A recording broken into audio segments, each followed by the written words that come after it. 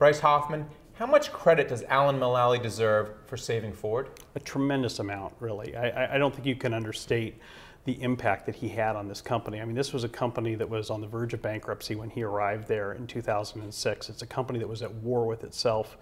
He fixed the culture, he fixed the company.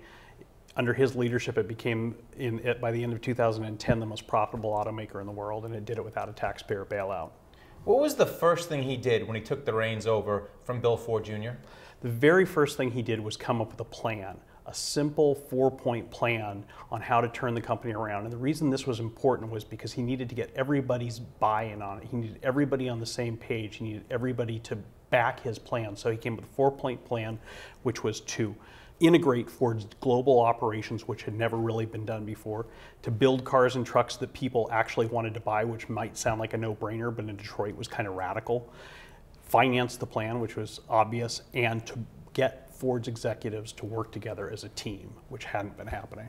And how did he get the UAW on board with his plan? Because they've traditionally been a big stumbling block for any Big Three executive. That was a huge, huge part of this. In the spring of 2007, he held a secret meeting with UAW President Ron Gettelfinger, and he made a promise to him.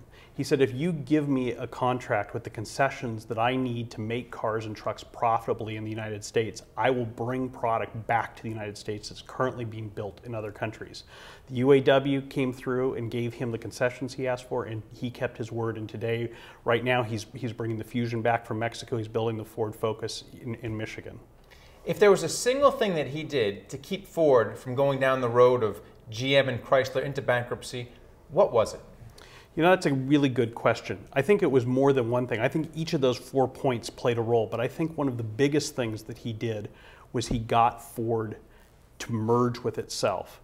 He welded together its disparate global enterprises, and he got its chief executives to work together as a team because they were really working at cross purposes to each other. Once Ford came together, they were able to get incredible economies of scale and really kind of boost their bottom line. He also, to a certain extent, mortgaged their future, took a lot of loans out against everything, including its logo, raised a whole lot of money before the financial crisis hit. So what kind of stead is Ford in now that his competitors have erased their debt? He still has a whole lot of debt on the books. So what kind of position is Ford in now going forward? Well, you know, when GM and Chrysler came out of bankruptcy and they'd shed most of their debt in Chapter 11 and they had government, you know, financial support, there was a lot of concern that Ford was going to be at a serious competitive disadvantage against them.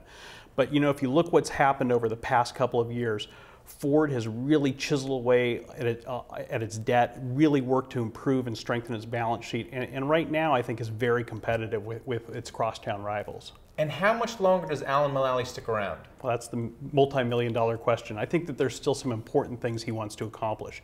The biggest of those is getting the blue oval out of Hawk, getting the company back, and to do that he needs to get Ford back to investment grade with the major credit rating agencies.